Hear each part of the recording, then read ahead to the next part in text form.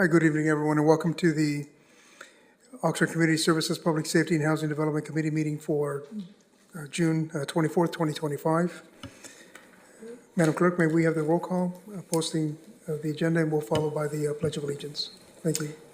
Chair MacArthur. Here. Committee Member Perallo. Here. Committee Member Bettis. Here. The agenda for this meeting was posted at the kiosk at City Hall, the Oxnard Public Library, the City Administrative Offices, and on the city's website on Tuesday, June 17th. Thank you. Thank you. Councilman Perez, want to lead us on the pledge? Can we have a moment of silence when this is done? There's a lot of people, innocent people being killed around the world locally, not locally, but nationally. There's a lot of stuff going on in this world. Just take a moment of silence for all the non-combatant. Yep. Thank you. Thank you. I pledge allegiance to the flag of the United States of America and to the republic for which it stands, one nation, under God, indivisible, with liberty and justice for all.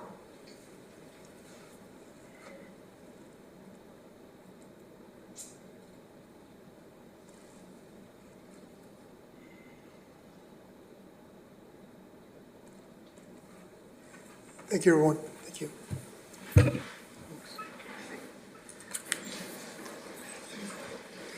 We will go to the first item on the agenda. This is public comments for items not on the agenda. Madam Clerk, are there any public speakers on this item? Chair MacArthur and committee members, we do not have any public speakers in person or virtually for items not on the agenda. Thank you. Thank you. We'll go to the consent agenda. And the only item I see here is the approval of the minutes for the May 13th and 27th, as well as June 10th, 2025 Community Services, Public Safety, Housing Development Committee meeting. Do any members have any questions or comments on this item? No. If there's no public comments and no changes, additions, or corrections, I'll move the recommended action. I'll second. Call for the vote. Chair MacArthur and committee members, we do not have any public speakers on the information and consent agenda.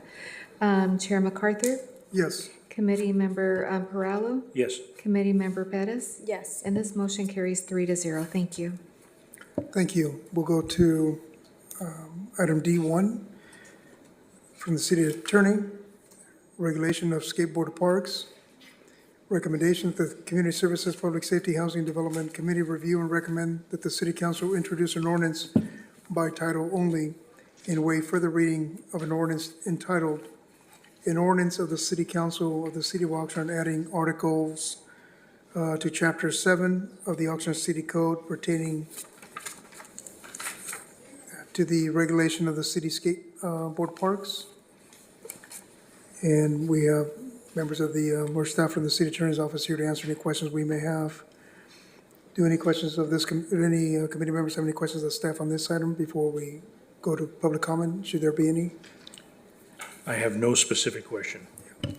I have one question. Go right ahead. Yeah, I'm curious, and thank you so much for the thorough report. In looking at, we're on page 11, it talks about the proposed ordinance and regulation for skate park facilities. I know the first bullet says no person shall enter skate park facilities outside of the prescribed hours of operation. And then there's also a bullet point, I believe it's, let me count, 1, 2, 3, 4, bullet 5, it says any person who is injured at skate parks shall report the injury to city personnel and shall complete an injury report. And then the next bullet says any person who fails to comply with the regulations set forward will be subject to immediate eviction. I'm curious if those same regulations will be applied outside of the prescribed hours of operation. I know sometimes people enter skate parks outside of usual business hours, and just curious if the city would be liable for any injuries that could occur should somebody enter the premise outside of business hours. Sure.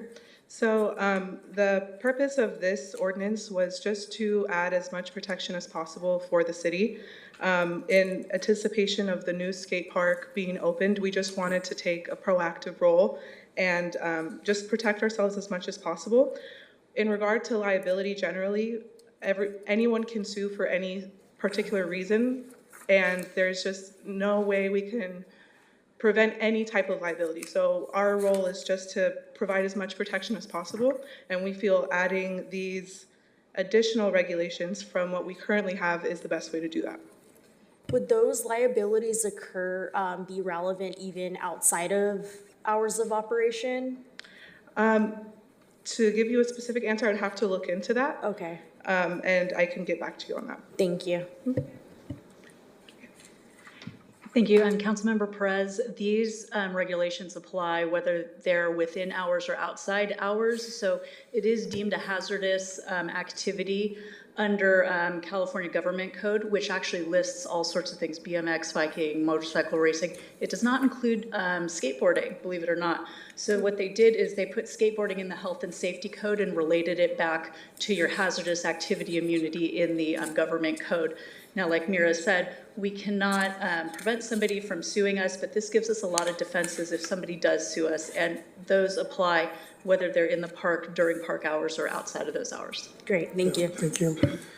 And just a follow-up question for clarification, how does this addition in our overall policy compare to other skateboard policies in other cities? So we looked at various other cities, quite a few, maybe more than 5, and we looked around and we found that there was a similar trend of these regulations that they all shared in common. Sounds good. Thank you. I'm prepared. Go ahead, Mr. Pardo. One comment. I appreciate the staff report. I would just like to speak to the parents of kids. When this goes into effect, there's some information that the parents may want to partake of, and this is being done to protect not only the city of Oxnard, but the people that use a skateboard park. Yes. I appreciate the work that went into this. Thank you. Yeah. Thank you for that. I make a motion to approve the item as recommended. Wonderful. Madam Clerk, any speakers on this item? Chair MacArthur and committee members, we do not have any public speakers for this item. Committee Member Perallo? Yes. Committee Member Bettis? Yes, Chair MacArthur? Yes. And this motion carries 3-0. Thank you. Thank you. The next item on the agenda is item D2 from the City Attorney's Office, prohibition of nitrous oxide ordinance. The recommended action is that the Community Services and Public Safety Housing Development Committee review and recommend that the City Council introduce an ordinance by title only and waive further reading of an ordinance entitled Ordinance of the City of Oxnard, California, adding articles to Chapter 7 to the Oxnard City Code pertaining to the prohibition of nitrous oxide. And Mr. Andrew Gonzalez, our Deputy City Attorney, is here to answer any questions we may have. Any committee members have any questions on this item? One Mr. Pardo, go one ahead. comment, if I can go. Yep, absolutely. I want to thank City Attorney Andrew Gonzalez. I appreciate the fact that when I reached out to you with some information, you responded almost immediately, completely responded to my questions, and I appreciate that. It's a compliment to you and to the staff in the City Attorney's Office. Thank you. Thank you. Any questions on this? yeah, I have 2 questions, actually. And Yeah. Thank you for the thorough report as well. I know this has also come out of the development of what we're seeing with the impacts on youth specifically. My first question is really around, are there any partners that we have around prevention that can share educational materials to young people about the risks of utilizing this, this substance, basically nitrous oxide, and what there is in place to ensure that there is that prevention mechanism? I know there's been a lot of images out there in the community around young people using it. I'm curious if we are aware of anybody providing any educational materials to young people about the risks and impacts. So I did have asked staff, Steve Ramirez from the Oxnard Police Department, to come to provide additional information, at least as to day-to-day activities. So I know that he can at least provide information as to, where OPD is seeing this, what it kind of looks like from day to day. So I'm going to ask him to come up to at least speak to that. Yeah, if you could, we've got about 22 questions for him. Come on up here. Good evening, Mayor, City Council. Regarding the partners, we partner with Ventura County Public Health. They offer some resources. Just remember the nitrous in this aspect is illicit. It's an illicit, we can call it a drug. And So the information that you're speaking about, providing it to youth, there's not much information out there, especially from the State of California Department of Public Health, Department of Justice. Very little information, but we do partner with Ventura County Public Health regarding the outreach to the youth. And then officers are also doing this type of training in our local schools. Great, and just for the record, the reason why I ask is because, as it states on page 24, that there's Penal Code Section 381B, which specifically makes the following a misdemeanor: one, possessing nitrous oxide or any substance containing nitrous oxide for the purpose of intoxication, or being under the influence of nitrous oxide or any material containing nitrous oxide. And so a misdemeanor is definitely something for the community to take seriously, and for parents to be aware what their young people in the community are participating in and what the risks are around that. My second question is really around enforcement. I know on page, I believe I saw it on page 28, which talks about, it's section 7-373, the prohibition on sale or distribution of flavored nitrous oxide. Are local businesses in the area going to be aware of what the risks and impacts are as well for the distribution and sales of this product? And to that question, do you mean, is there going to be like some sort of outreach? Correct. That- Because I know much of the local businesses in the area sell this product, and just curious, because they're the ones distributing this item, just curious if there's any kind of communication there. So there hasn't been communication yet, assuming that this goes through and moves forward the way that we're proposing. My understanding is that we were going to deal with this similar to how we dealt with the flavored tobacco ban, where there would be, information dealing with this ban specifically. Because as to your point of 7-373, that deals with flavored, as opposed to 7-372, which is just a prohibition for nitrous oxide in general.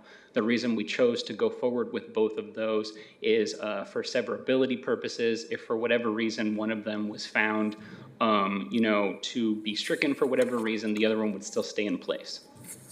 Great, thank you. Yeah, please do.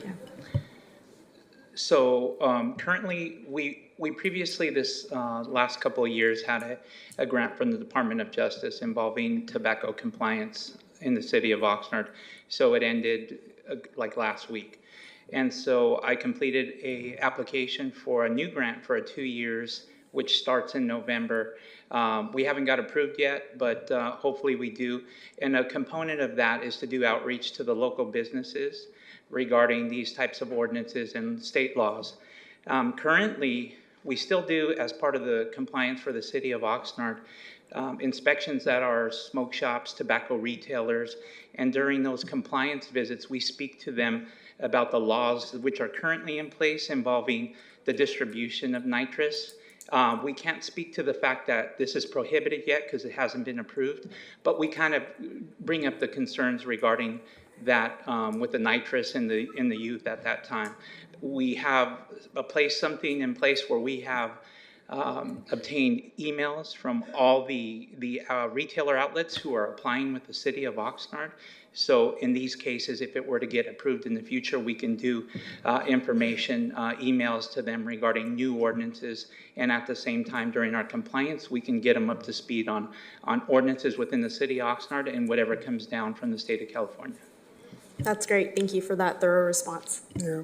Corporal, just real quick, the introduction of this ordinance, how does this compare with other cities? Are we leading in the effort, or are we copying other cities? Where do we fall in there? Yeah, as to the specific ordinance, Yes. the samples that we use was Rialto, which was the first in the actual country to do a similar kind of ordinance. And most recently, Orange County lists the exceptions that are specifically included inside of this ordinance.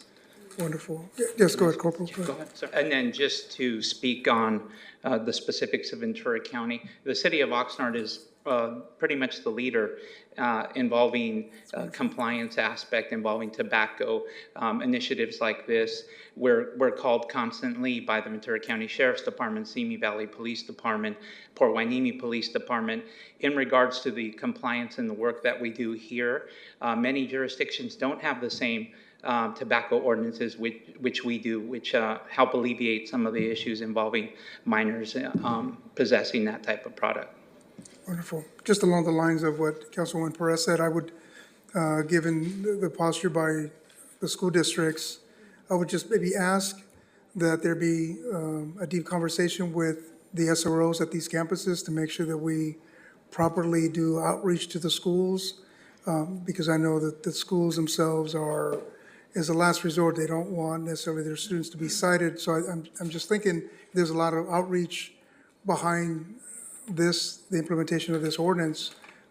We can at least support the fact that, hey, look, we did a tremendous amount of outreach, and now if we find somebody in violation of this ordinance down the road, then there was ample outreach and education shared with the schools and parents sufficiently that where it shouldn't be a surprise to anybody when somebody is potentially cited for something like this. We continue to do outreach with our local schools. We also partner with the Boys and Girls Club and any other organization within the city who wants information, including a while back I did one for the Oxnard Senior Center out in the Colonia area. But any groups that are interested will come out and do a presentation. I also, as part of the grant, part of that, like I said, is training for the residents as well as the businesses. So we'll be out there giving that information to the youth as well. And thank you for running that grant, and thank you for taking this initiative to do that. I mean, being at the forefront and being visionary to bring this to us, yeah. It's great. Go ahead, Mr. Farley. Just a suggestion, if this does go to council and is approved by council, just a suggestion with the quality staff we have there versus multiple times, make appointments to the local school district, school board meetings, get on the agenda, items not on the agenda, and you can tell them what's going on. The trustees, the elected trustees would hear the message at the same time, and hopefully they would hold their management accountable. Great And point. That's, Absolutely. Great point. Okay, I move the item as recommended. second. Yeah. Chair MacArthur and committee members, we do not have any public speakers for this item. Committee member Bettis, Yes. Chair MacArthur, Yes. Committee member Perallo, and the motion carries 3-0 for this item. Thank you. Thank you. We will now move to item D3 from the City Attorney's Office, subject disposal of confiscated, impounded, and unclaimed property. Recommendation that the Community Services, Public Safety, Housing, and Development Committee review and recommend that the City Council introduce an ordinance by title only and waive further reading of an ordinance entitled Ordinance of the City of Oxnard, California, amending Article 3 of Chapter 7 of the Oxnard City Code regarding disposal of confiscated, impounded, and unclaimed property. And Deputy City Attorney Andrew Gonzalez is here to answer any questions any committee members may have of him. Go ahead, Councilwoman Perez.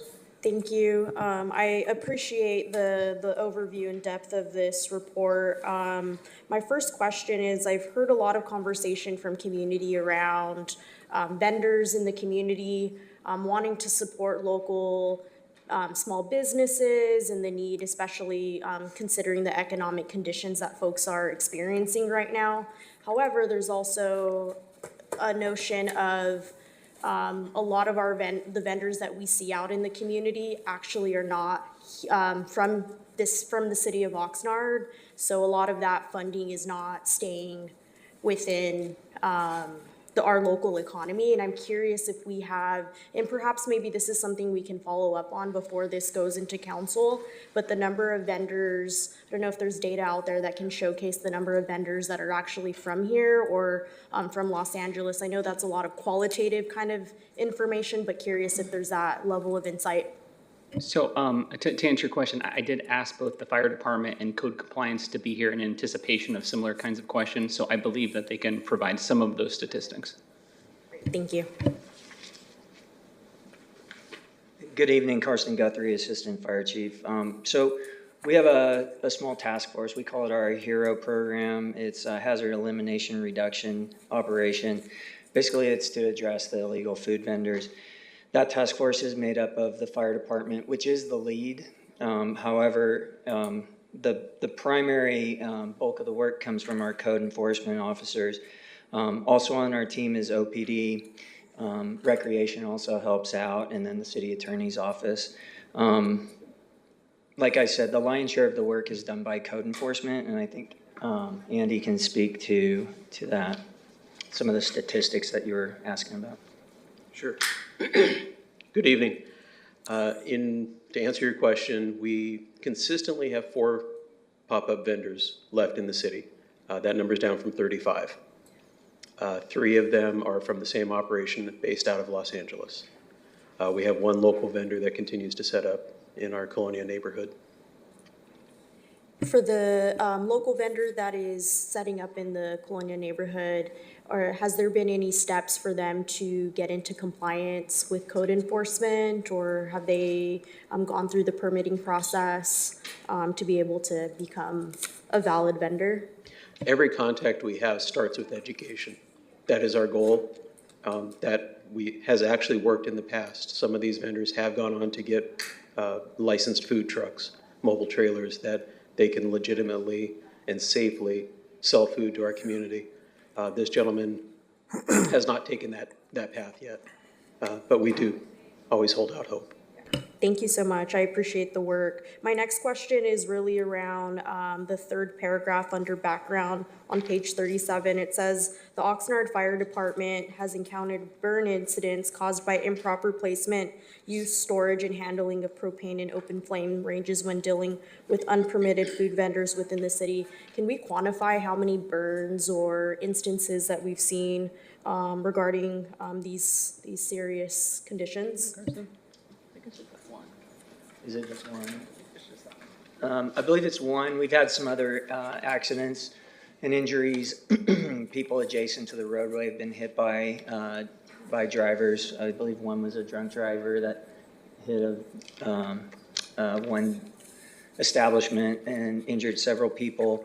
Also, the train incident at 5th and Del Norte. They set up a stand next to that, and there were some vendors injured there as well as civilians. So, We also had a hit and run that ended in a fatality down on Wainimi Road. And the young girl that was burned up was 14 years old. She was sent to Children's Hospital. Her uncle was also burned, but not as severely. He had stored the propane tank on its side, and it off-gassed and blew up on her, burning her over 80% of her body. Thank you for sharing. Mr. Pearl. I know that we will be getting questions. Mr. Dickinson, can you identify yourself so that people know who you are? Sure. Yeah. Sorry.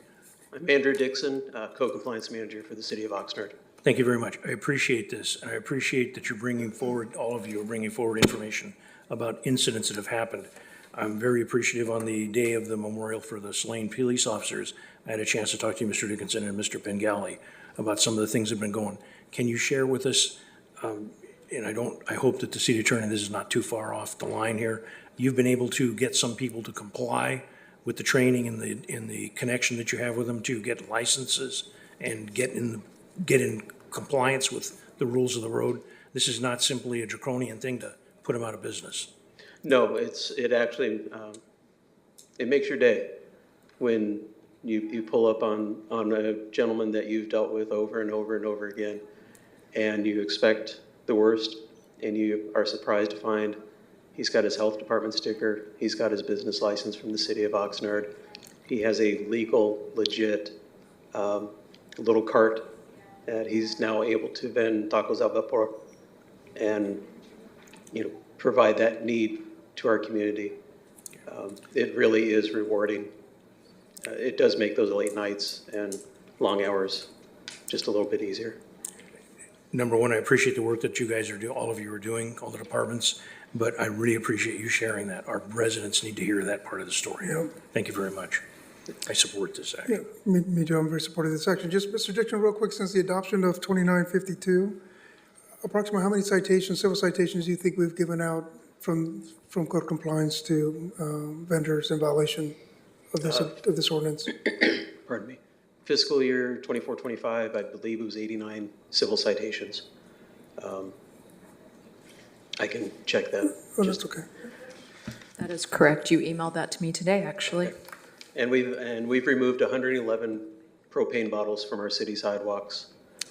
And I don't remember the amount of grills. 53 open flame grills. These are open flame grills that are set up on a pedestrian sidewalk. Yeah. That is not where a restaurant is supposed to be. Right. And especially with the fires that Southern California experiences, it is just an imminent threat to our community. Thank you. And then also just with the, this is from a constituent on the frequency and the number of operations that are done on a monthly basis. What is the average? On average, five times a month. 5 times a month? Yeah. At times, we have to pull back, transition into things like fireworks enforcement. Sure. Things like that. So we only have so many hours and so many Yeah. people to go Yeah. around. Okay. Thank you. That's all the question I have. I'm supportive of this. Yes, Mr. Public, go ahead. Go ahead. Yeah, and my last question for the public that's watching, do you mind sharing where local vendors who are not in compliance can go to seek out compliance opportunities? Absolutely. Ventura County Environmental Health is a great, that's where you have to start, but they're also a great advocate. Not only do they, they're fluent Spanish speaking, but they are true believers in keeping our community safe. So that would be the first stop, is Ventura County Environmental Health. Once they get all the plans and permits and what they have to do to have a licensed food vending vehicle, mobile food facility. Once they get all that approved, then next stop would be the city of Oxnard to get your business tax certificate. And then you're off selling your food and fulfilling that need. Great, thank you. Where would they go to get Ventura County Environmental Health? The government center at the county? Government center, yeah. Thank you. Second floor. Mayor, I hope that when this comes back, we get an opportunity to ask the individuals to give an update on the amount of people that have been injured. I mean, the young kid that went to the children, I believe you said Children's Hospital. I know that usually when you get really seriously burned, you go to some places in LA. This sounds like it could have been really serious. And the general public, where I hear this is when I go to neighborhood council meetings, and you'll hear people complain about certain areas based on where that neighborhood is. The ramifications of this not complying with these businesses not complying with what's going on and required, I hope we can share that. And one other thing I hope you can share tonight, you mentioned that there are operations that are not located here. My understanding is that those are on the verge of like big business. Can you explain a little bit about it may be one business out of LA that runs several string of these food establishments? Yes, the 3 that are run in Oxnard are also operating 3 in Ventura and 3 in between Ojai, Miners Oaks, and Oakview. They're connected to an additional 40 based in Los Angeles. Okay. These each generate between $300,000 and $400,000 a year cash sales, which is money taken from our local economy. It takes money out of our local food trucks and our local brick and mortar restaurants. And I hope we will share that with the council, with the general public. Thank you very much for bringing that. I appreciate the work you guys are doing, all of you. Thank you. Yeah, thank you very much. This is going to have thank you for your efforts. I know I'm on the radio quite a bit, and this is something that's often talked about. And so thank you for what you're doing to try to combat this, because it does have an impact on our local economy here. They're taking that away. So I know you made a motion, I made a second. Madam Clerk, are there any speakers on this particular item? Chair MacArthur, we do not have any public speakers in person or virtually for this item. Wonderful. Call for the vote? Chair MacArthur, Yes? Committee Member Perallo, Yes. Committee Member Bettis, Yes. and this motion carries 3-0. Thank you. Thank you. Any member have any item for a future agenda? No? Okay. And then without objection, and there be no further business, we adjourn. Thank you. Thank you so much.